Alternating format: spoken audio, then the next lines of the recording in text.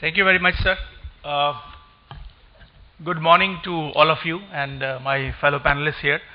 Uh, I thought as a panelist I would probably be making initial remarks for about 5 minutes or so, and then we'll get into a discussion. But in the absence of Dr. Gulshan Rai, I have to don the role of an overall scenario on security and then probably get into a panel discussion. So let me start. I was not fully prepared for a presentation, but I'll try and cover the overall scenario. And then, as I said, we'll get into a discussion and we'll go through presentations of other speakers here. I'd like to draw your attention to one or two things first. That we are all part of the cyberspace. Today, with the internet penetration in India with over 100 million subscribers, broadband another 5 to 7% of those, and volumes in terms of the IT BPO industry and penetration, which current year we are talking about $100 billion worth of IT and BPO services, out of which 70 to 80% is in terms of the exports. So the industry has grown to a level where we say that we have reached a level of maturity and we are an acknowledged player throughout the world. The e-governance investments are being talked about in the vicinity of $10 billion, not counting the defense services. And this cyberspace, which is used to deliver services, it is part of the global cyberspace. In fact, I was delivering a keynote address in Nalkan, Goa last week on the issue of whether cyberspace is a global commons or it's a national asset. If it's a global commons, then it has to be governed by rules, regulations, or rules of the road, which are similar to sea, air, and other treaties like the space, sea, air, I would say land, as well as the space, outer space. So there are treaties which have come into being. Whether global cyberspace is to be taken as a commons, which probably it is, because there are no boundaries in terms of cyberspace of a particular country. But then the US government has come up with a policy in 1998 and then continued with Obama's definitive declarations 3 years ago that ICT infrastructure is a national asset. It's a national asset because the American way of life depends on it. And we have to defend it against all kinds of attacks, internal as well as external. But then, if you say that it's a national asset, it is within the boundaries of the American geography, likewise in India also. The attacks come from afar, from far off places. So unlike the physical space, which can be defended, now here we have national ICT assets, but then which is a part of the global cyberspace, because anybody sitting outside anywhere in the world with a laptop and malicious code can attack our national assets. So it is like not a physical attack where the a bomber is coming and deploying bombs to say decapacitate the New York economy or the global or the US economy. Now here a logic bomb can be sent from a far off place and the banking system in New York or banking system in India could be totally decapacitated. Now this is the beauty or the overall scenario that we are talking about. And if you look at the recent cyber attacks, last 2 years very high value assets have been attacked, and these include the Pentagon, the CIA, IMF, Sony PlayStation. More than 100 million accounts were compromised. RSA, which is a big name in security, RSA tokens were compromised. Lockheed and Boeing, these were doing major defense projects which were taken control of, or information was stolen by believed to be Chinese. Google, again Chinese, and closer home in our own country, PMO and Indian embassies, CBI, NIC. So many such attacks have taken place and they continue to take place. And what has actually happened, it is not merely financial frauds, but economic espionage, which is the overall target in the attack by nation states. And nation states are making use of attackers which are non-state actors, which could be, we could call them hackers, ethical hackers, or as an extended force of the government to use and launch such attacks. Now, again, the important dimension of this attack is that the non-state attackers cannot be identified. It's a major problem. Anonymity and attribution are the key paradigms of internet. But then the internet was designed for that particular purpose, and we now discover that suddenly the way the usage has expanded, that those very key attributes of the internet become the key attributes of cyber security, which become a major problem. We would like to maintain anonymity when we go and buy books on Amazon and other places, and our privacy not to be invaded. But then if the attackers can hide or camouflage their identity, IP addresses and so on, and the state begins to cooperate in that, then in the global problem dimension, it is difficult to solve that. So we are confronted with identity theft issues, financial frauds, economic espionage, and critical infrastructure attacks, and stealing of military and state secrets.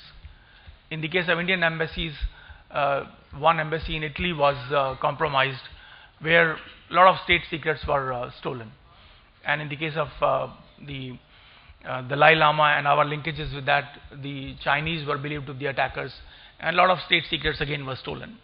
So while the economic dimension, the US claims that close to a $1 trillion worth of economic data was stolen in terms of the embassy, Lockheed and Boeing. It is also said that the fifth generation bomber, which the Chinese were able to create in about a year's time, whereas the Americans took about six years, and a lot of the drawings were actually stolen, so they could march ahead. So one is talking about e-governance overall, and e-governance essentially depends upon private sector, and whether they do internally also. The attackers can compromise any of those things. So we are talking about security measures, information security laws. Our own IT Act, Section 43A, talks about information security, reasonable practices to protect sensitive personal information. But then the laws never define a particular technology or security controls. They talk about reasonableness, and reasonableness is defined under the rules which were notified under 43A, which says that you must have a comprehensive written information security program that contains administrative, technical, and physical safeguards, and this must be appropriate to a company's size and complexity, nature and scope of its activities, and sensitivity of information. So which means that while the word is reasonable, but the extent of reasonableness and the extent of controls that you will deploy will be decided by you. If it's an information asset which is normally published data put on a website, sure, you can be easy on the controls that you implement. But if you are defending, for example, the income tax data or any other important government information, then the security program has to be much more complex. So the controls have to ensure secrecy, confidentiality, and integrity of data. In the event of a data breach or a security incident, the case will go to a court of law, and judiciary will look at the process and not on specific security measures. So the process usually involves identification of information assets to be protected, carrying out risk assessment, implementation of appropriate security controls, and continuously monitoring security operations and auditing the same. So it is important that risk assessment is the starting point to study all the threats, and threats at the internal and external level, that is the vulnerabilities, which can give clues to what kind of security controls that should be deployed. So it is this process of risk assessment that you will identify the controls, and controls at all levels, which include physical security measures, technical controls that include access controls, intrusion detection, administrative measures, personnel background checks, employee training, and effectiveness of the controls that are deployed. They are determined through continuous or constant testing and monitoring. Risk assessment, as I said, is the starting point of threat and vulnerability assessment in an organization's environment. And how do you keep this continuous and focused to make security dynamic and vibrant? Now, what has happened over the last several years, and the entire world is grappling with that, is that you deploy controls, and what happens is that deployment of controls becomes an end in itself, because the focus is on satisfying the auditors and not on real security. We would all like to have ISO 27001 certification and hang it on the wall that I am certified. So the approach of 27001 standard is basically on process and assets. So it is very process centric and asset centric, whereas the real world, the attack scenario or the threat scenario is changing very, very rapidly. The attack vectors are emerging which are new. I don't have the figures in terms of the kind of vulnerabilities which have been discovered every year, and you will see that this year, or in the year which ended in 2011, the number was much, much larger compared to the year 2010. Every day the number of vulnerabilities which are discovered is very large. So there has to be a different approach.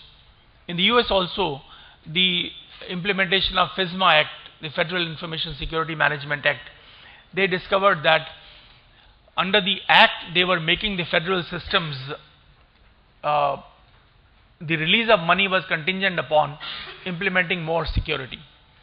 And the more money was released in terms of the FISMA implementation, satisfying the act, satisfying the auditors, and the discovery was that the federal government departments were not as secure as they were expected to be. In fact, they all started with a rating of C- or C+. And over the years they discovered that the focus has to shift. It has to be not just controls based but risk based, and they must look very closely on the threat scenario. So the security must be dynamic and it should be able to respond to the changing threat landscape. That is what the intent of FISMA was, and they started looking at it afresh. And at DSCI we started with the same approach. You have to analyze security differently, not from the compliance viewpoint, not from the viewpoint of controls. So if you start with that, there's a basket of 250 controls or 350 controls. You pick 200 and you say, I've done it. And here I am, and I'm able to satisfy the audit part. So we started looking at security from first principles, defining a set of security principles, which are in terms of visibility, vigilance, coverage and accuracy, discipline and defense, strategic, tactical and operational layers, and above all, a data-centric methodology that helps identify risks to data at multiple layers. So if you look at visibility, then as the information moves in the organization at various levels, what are the risks that it is exposed to? So not just the security but the privacy of data also. So there's a need to develop a security program that is based on maturity criteria in a number of areas or a number of disciplines, and we identified 16 distinct areas. These are areas which we can look at from the viewpoint of the perennial threats and the new threats which are evolving on a continued basis. So develop a strategic and tactical approach to security based on information visibility in the entire organization. That is at the level of applications, networks, processes, people. So multiple layers, and each layer to be addressed strategically, tactically, and the next layer that we have devised is the maturity criteria in each of these. So rather than trying to get a certification of ISO 27001, look at the maturity criteria in each of the areas. For example, if you are doing application development, it will be better to see whether the development process itself has maturity. So this is what makes the whole thing very difficult. But then if you have to respond to the threats or the changing threat landscape and how countries or nation states are actually using it to penetrate the defenses of other countries, then there's no shortcuts. It is not simply certification, but the maturity that one has to look at. So risks at each layer get addressed by examining maturity criteria, which can lead to selection of appropriate technologies, processes, controls to continually improve maturity in the process of mitigating threats. So that is the message that I would like to give as DSCI, Data Security Council of India, which is a NASSCOM initiative, and we are working closely with the industry, with the clients who are outsourcing to India, and also with the government. Our DSF as a framework we have submitted to the government. We are closely working with the Department of IT, Dr. Rai's team, and also we are doing project with the Ministry of Home Affairs. We do recognize that notwithstanding the best of practices that you will implement, breaches will happen. So if the breaches do occur, then how do you handle incidents? So that is an integral component of security. So there we are training the police, law enforcement agencies, judiciary through the Cyber Labs program of DSCI. We have set up in 8 cities, and we train police force on a continuous basis. So I think one has to look at overall scenario, including outsourcing. But when you outsource, it does not mean that you are outsourcing the responsibility to the outsourcing organization, or the outsourcer, or the BPO company in India. If that were the case, then nobody would be outsourcing to Indian IT service providers. It is the strategic controls which are maintained by the outsourcer. So if the government is outsourcing to IT BPO companies, the process has to be fully controlled by the government. And we have to see whether the security implementation is dynamic. We have a number of case studies that we have done, and due diligence, appropriate contractual obligations. So many of these we focus on, and above all on continuous monitoring and auditing of the processes. So with this, I think I'd like to conclude my initial things, and then we will see how we get into the actual discussion. Thank you.